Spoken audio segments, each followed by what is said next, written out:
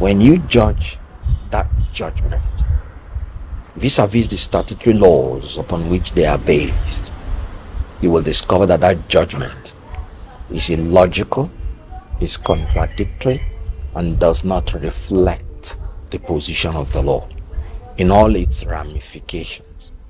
There is no one issue that was treated by the learned justices of the Court of Appeal that was resolved in accordance with the law. And I say this intentionally. First and foremost, what destroys democracy is not corruption, it's not the incompetence of the leaders, it is not their dishonesty, it's the inability of the electoral bodies to conduct free, fair, credible, and periodic election. Cannot Okonkwo na ma you be. One of the things that we cannot for any reason refuse is the fact that Nigerians are blessed with intelligent men. Jesus. I'm impressed over and over again. And Kenneth has been quiet in a couple of weeks, and then so many Nigerians have been insinuating, oh, he may have sold out and all that. But he traveled and then he's been out of the country. He just came back, and then this interview again has re-echoed the submission that this man loves his country. I want to take our time and watch this video. He said it all, challenged the legitimacy of the Tinubu's government, again spoke very, very bluntly about the illegal submission and just judgment that the PPC delivered on the 6th of September. And I'm quite impressed. I want to take our time to watch it and share this video, right? Kenneth is speaking, and he's speaking very hot. Fearless as always, a general in the army to restoring the sanity and democratic principles of this country. Take our time to watch this video and share it. I love Kenneth Okonkwo, and I'm sure you do as well. Please, as you watch this video, share it. Let everybody see. What Kenneth Okonkwo is saying here. You know, you judge the veracity of a judgment based on the statutory laws, because decided cases are supposed to proceed from statutory laws. When you judge that judgment vis-a-vis the statutory laws upon which they are based, you will discover that that judgment is illogical, is contradictory, and does not reflect the position of the law in all its ramifications. There is no one issue that was treated by the learned justices of the Court of Appeal that was resolved in accordance with the law. And I say this intentionally. First and foremost, what destroys democracy is not corruption, it's not the incompetence of the leaders, it is not their dishonesty, it's the inability of the electoral bodies to conduct free, fair, credible, and periodic election. Democracy has not promised you that it will perpetually give you good leaders. Democracy has promised you that you would have a chance after a certain definite period to change your leaders if you don't want them, or to sustain them if you do want them. So what brings down democracy is the inability of the people to change their leaders or sustain them whenever they wish. Remembering that free, fair, credible, and periodic election is the main pillar of democracy, without which there can be no democracy. The reason you have queues in Africa now is not because of bad leadership. It's not because of corruption. It is because the people from that country have been denied of their rights, either through rigging of elections or through Setitism. In other words, no election in the first place. And when the people become frustrated, they will have no other choice than to employ force, because those who make peaceful change impossible makes violent change inevitable. So you see, that is why we are pleading. That is why we are preaching that we must ensure that in Nigeria we have free, fair, credible, and periodic election. That's the only thing that can sustain our democracy.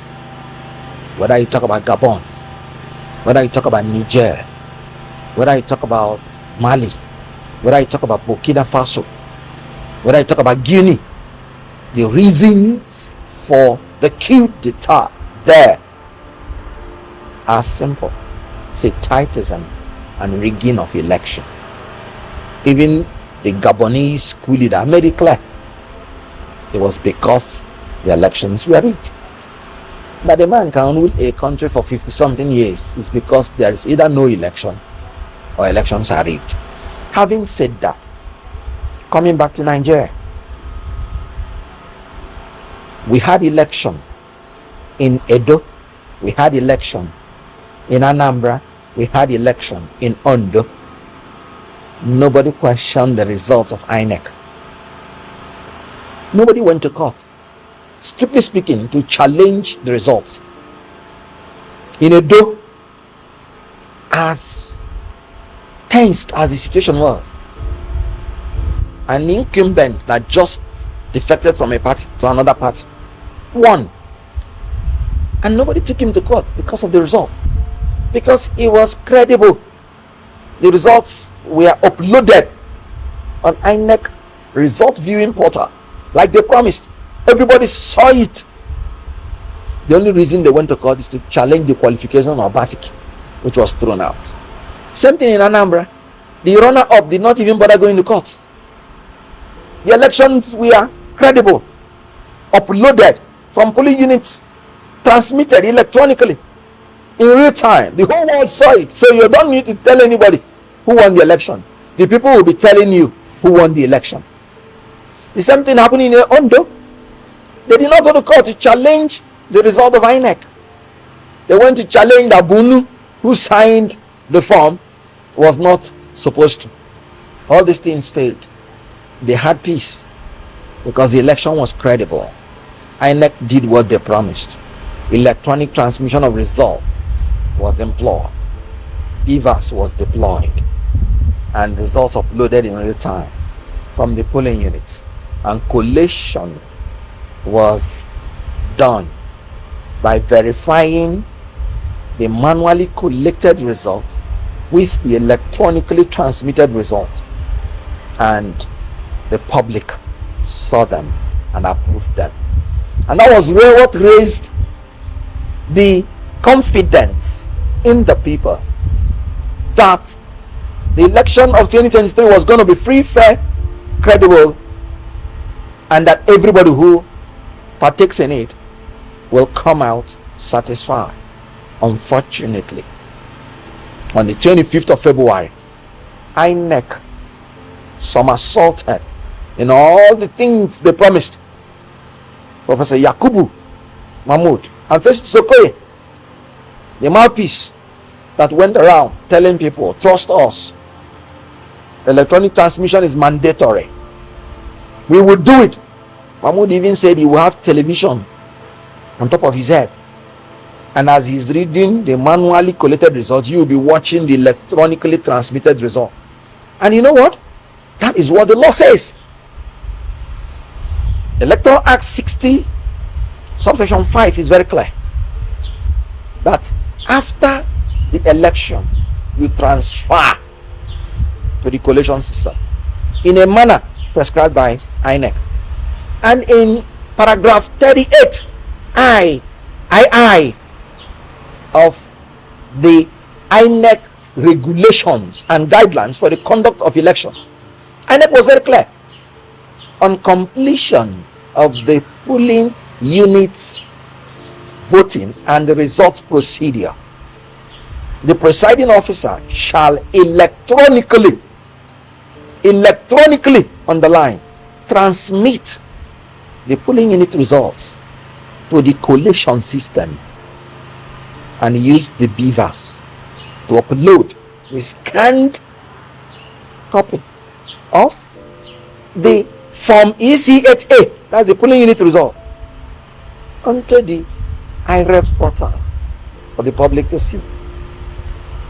And INEC made it clear, following the dictates of Electoral Acts, section 64, subsection 4AB. He said, you should not collect, you should not announce the result except you verify the authenticity, that's the correctness of your manually generated result and the number of accredited results on from EC8A with the one transmitted in the collation system. And INEC was clear in paragraph 48A and B that you can only collate when those transmitted results are there for you to verify their correctness. Now, what it means is that the law has outlawed sole manual collation of results. So what you have now is you must verify the authenticity of the manually collated result with the electronically transmitted results. This is the position of the law. And INEC said in collation of the result, after every collation center, the collation officer must transmit to the collation system for the next collation center of the next level to use to verify. And I'm talking of paragraph 50XX, paragraph 50XI, paragraph 53XII, and paragraph 54XII of the INEC regulations and guidelines for the conduct of election. Each level, when you finish at the ward level, collation officer transmit to the collation system. That's what you call when you hear INEC server, when you hear database, when you hear National Electronic Register of Election Results, well, by whatever name you want to call it. The law says without BVAS there is no election. Section 47. BVAS is simply the electronic device with which you use to accredit people through facial recognition or fingerprints, to store results and information, to transmit. Say without BVAS there is no election. INEC made it clear. Paragraph 38 III. When you finish, you take the manual results and the BVAS to the collation centers for the use of the collation officers. These are the position of the law. What did the Presidential Election Petition Court, what was their judgment? That transmission of election electronically is discretionary. So the court is telling INEC what the law is. It's not the duty of the court to make laws. Their duty is to interpret the laws. The laws are already made. INEC itself went around the whole Nigeria telling us the position of the law. And they gave us the paragraphs. They gave us the Electoral Act. And then the court is telling you another law. I don't know wherever they use the word discretionary. I don't know wherever they use the word may. Everything about section 60 subsection 5 is shall. Everything about section 64 subsection 4AB is shall. Everything about paragraph 38 I is shall. Everything about paragraph 48 AB is shall. Where did they get the discretion from? In any case, assuming without consuming, you, the court, said INEC has the discretion to determine the mode of transmission, and INEC has chosen, assuming INEC exercised the discretion to give themselves the law that mandates them to do it in a particular way, and you, the court, again is coming to say it's discretionary. Look at the contradiction. assuming by their own judgment, transmission is discretionary, and then the court agreed. INEC said they would transmit electronically. The court agreed. INEC did not transmit electronically, and the court now came from nowhere and said it doesn't matter.